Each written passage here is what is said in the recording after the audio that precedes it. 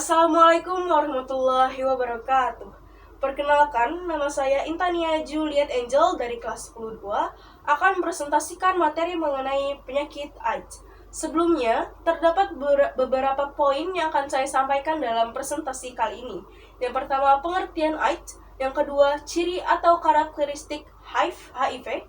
Dan yang ketiga, ada struktur dan fungsi HIV. Yang keempat, penyebab penyakit AIDS. Yang kelima, gejala AIDS. Yang keenam, patofisiologi. Serta yang ketujuh, ada pencegahan dan pengobatan. Apa sih itu AIDS? AIDS, Acquired Immune Deficiency Syndrome, adalah serangkaian atau stadium akhir dari serangkaian abnormalitas imunologis dan klinis yang dikenal dengan infeksi dari virus HIV atau Human Immunodeficiency Virus yang menyerang sistem kekebalan tubuh manusia dengan cara menginfeksi sel darah putih atau sel CD4. Lalu, apa saja ciri atau karakteristik dari HIV?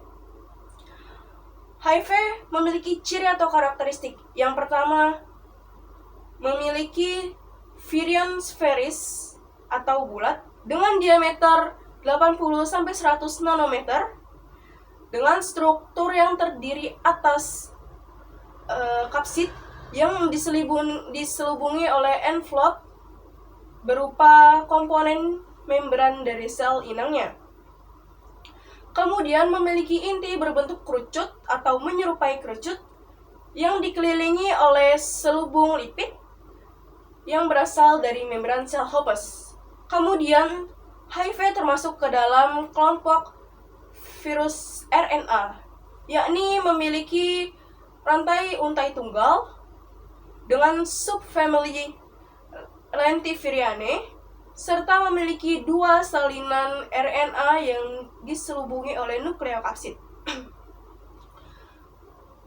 Lalu selanjutnya, HIV termasuk ke dalam retrovirus, yakni memiliki enzim reverse transkriptase untuk mengubah RNA virus menjadi DNA virus setelah menginfeksi sel host. Lalu selanjutnya, HIV memiliki 3 genom.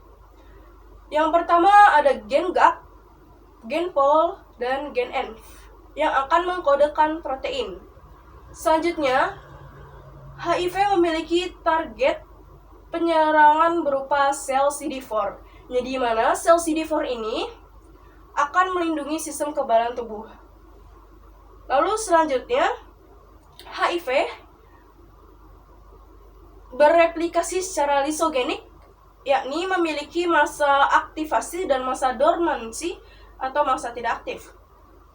Serta HIV memiliki variabilitas genetik yang sangat tinggi. Hal ini disebabkan oleh mutasi genetik yang tinggi. Lalu selanjutnya, HIV memiliki 2 jenis atau 2 tipe. Yang pertama itu HIV-1. Biasanya HIV ini sering ditemui. Lalu selanjutnya HIV-2 yang biasanya terjadi di Afrika, terutama Afrika bagian barat. Lalu, penularan HIV dapat ditularkan melalui kontak dengan cairan langsung oleh penderita, seperti darah yang terkontaminasi, terus sperma, cairan vagina, dan ASI. Lalu selanjutnya, HIV memiliki 3 stadium, yakni stadium awal atau infeksi akut yang gejalanya disebut dengan seroconversion yang biasanya terjadi setelah 2-6 minggu setelah terpapar. Lalu selanjutnya, stadium laten atau fase klinis tidak aktif, yakni tidak memiliki gejala selama kurun waktu 5-10 tahun. Lalu HIV tingkat terakhir adalah AIDS. Setelah mengetahui ciri atau karakteristik HIV, lalu selanjutnya saya akan menjelaskan poin yang ketiga, yakni struktur dan fungsi dari virus HIV. Yang pertama itu ada GP120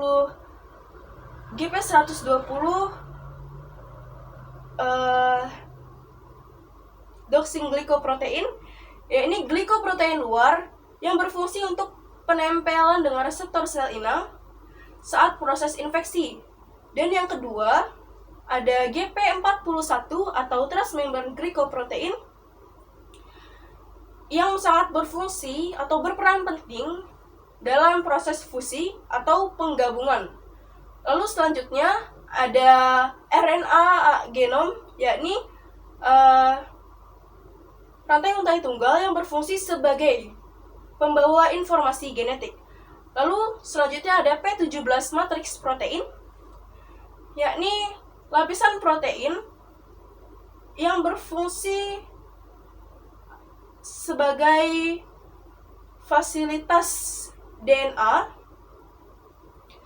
atau fasilitas jalur perjalanan DNA virus ke DNA manusia. Lalu selanjutnya ada nukleokapsid yang berfungsi untuk menyelimuti atau melindungi materi genetik. Lalu selanjutnya ada enzim integrase, yakni enzim yang berfungsi untuk menginfeksi sel darah putih dengan cara memasukkan DNA virus ke dalam DNA manusia. Lalu selanjutnya ada enzim reverse transkriptase, yakni enzim yang berfungsi untuk membentuk DNA dari RNA virus. Lalu selanjutnya ada kapsid, yakni lapisan protein yang berfungsi sebagai pemberi bentuk pada virus dan melindungi materi genetik virus. Lalu selanjutnya ada protease, peptidase, dan host protein yang berfungsi untuk memotong atau memecah protein menjadi molekul yang lebih sederhana. Contohnya memotong protein prekursor menjadi protein matur. Lalu selanjutnya ada lipid membran, yakni lapisan yang berfungsi untuk melindungi materi genetik beserta komponen internalnya dari komponen luar seperti sistem kekebalan tubuh manusia. Lalu selanjutnya dan yang terakhir ada MCH protein atau molekul major histocompatibility complex, yakni molekul yang berperan bagi sistem imun dalam sistem imun, terutama dalam mengeliminasi virus. Setelah mengetahui struktur dan fungsi dari HIV, lalu selanjutnya saya akan membahas poin yang keempat, yaitu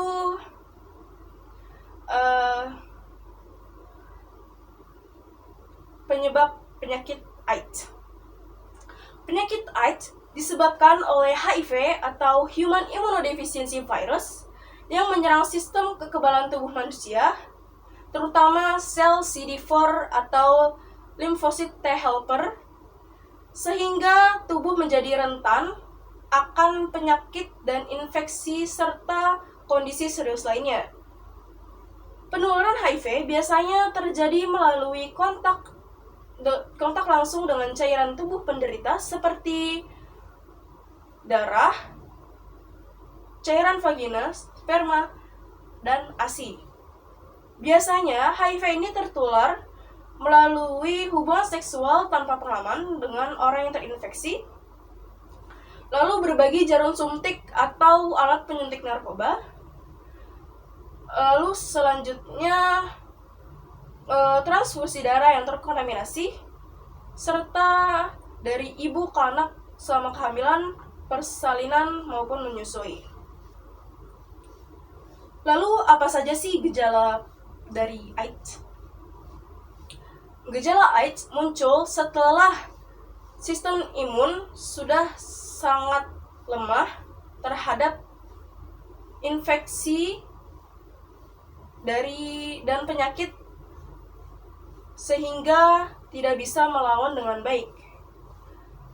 Gejala AIDS meliputi infeksi oportunistik, lalu penurunan berat badan yang drastis, lalu demam yang berkepanjangan, pembekakan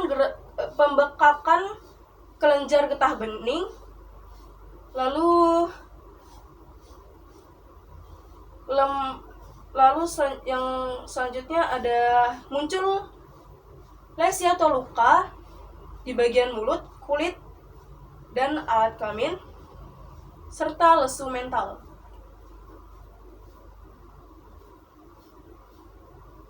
Selanjutnya, saya akan membahas tentang patofisiologi AIDS atau HIV.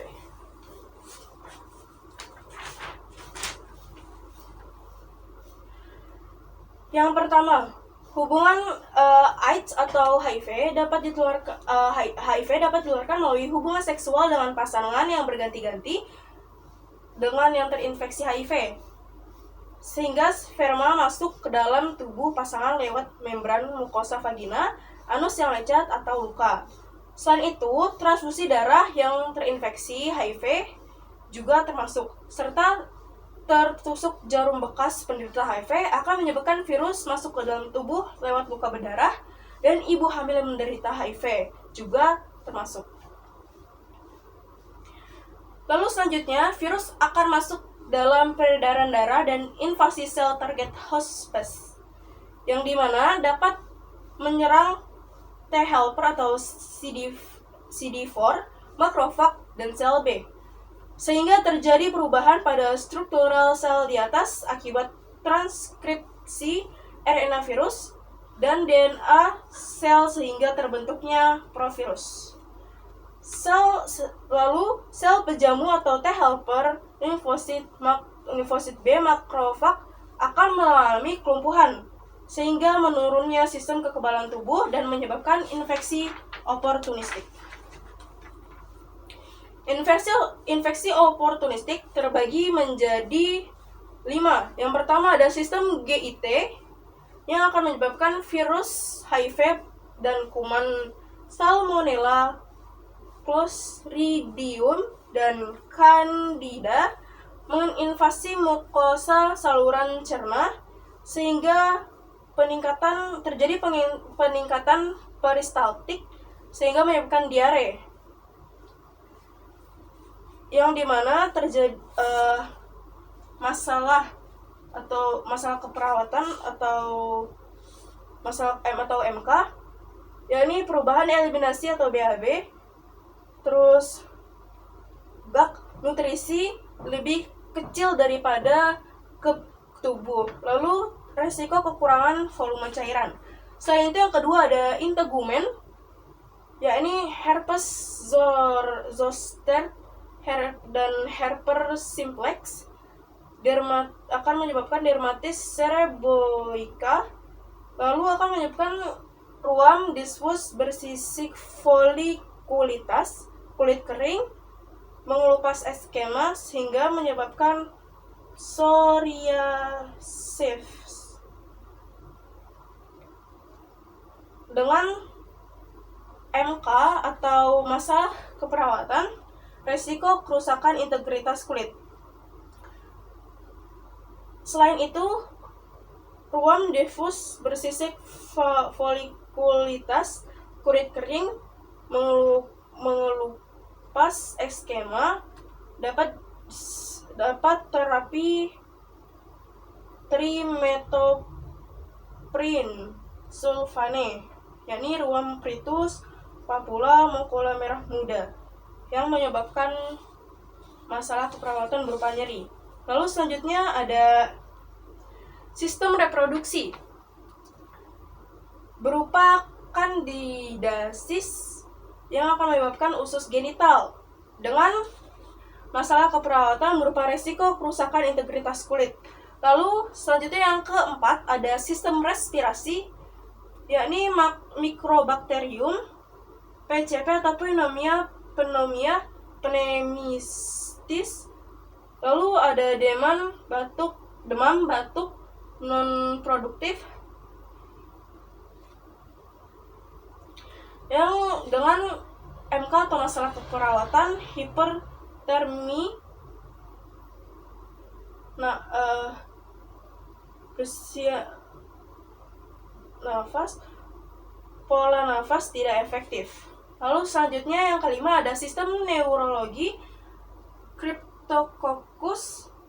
Lalu selanjutnya mengimitasi Cryptococcus sehingga terjadi perubahan status mental, kejang kaku, kuduk, kelemahan, mual, kehilangan nafsu makan, vomitus, demam panas, pusing. Lalu selanjutnya ada MK atau masalah keperawatannya, yakni resiko tinggi cedera, gak nutrisi lebih kecil daripada tubuh, resiko tinggi kekurangan volume cairan, dan intoleransi aktivitas. Lalu selanjutnya yang ketujuh atau yang terakhir ada pencegahan dan pengobatan. Pencegahan penularan HIV atau AIDS dapat dicegah melalui A, B, C, D, E. Yang pertama A, itu absen. Yakni tidak melakukan hubungan seksual selama jauh dari pasangan. Lalu B, be faithful, yaitu setia. Yakni dengan cara tidak bergonta-ganti pasangan. Lalu C atau kondom atau pengaman, yakni menggunakan pengaman saat berhubungan seksual. Lalu selanjutnya ada D, drugs, yakni tidak menggunakan atau tidak mengonsumsi narkoba. Lalu selanjutnya ada E, yakni education, yaitu aktif mencari informasi yang benar dan terbaru. Lalu pengobatan HIV dapat diobati melalui 3 cara atau 3 tahapan. Yang pertama itu menggunakan obat antiretroviral atau ARV, yang dimana obat ini dapat mencegah infeksi virus HIV atau memperlambat infeksi virus HIV, dan sehingga mencegah replikasi virus HIV, namun tidak dapat menyembuhkan penyakit dari AIDS. Lalu yang kedua ada terapi obat antiretroviral tingkat tinggi atau HAART, yakni menggunakan minimal 3 jenis kombinasi obat ARV yang disesuaikan dengan kondisi fisiologis dan psikis penderita. Lalu selanjutnya yang terakhir ada terapi penunjang seperti makan makanan yang bergizi, lalu minum vitamin, serta olahraga, akupuntur, pijat, mendengarkan musik, dan lain sebagainya. Cukup sekian presentasi dari saya, kurang lebihnya mohon maaf. Wassalamualaikum warahmatullahi wabarakatuh.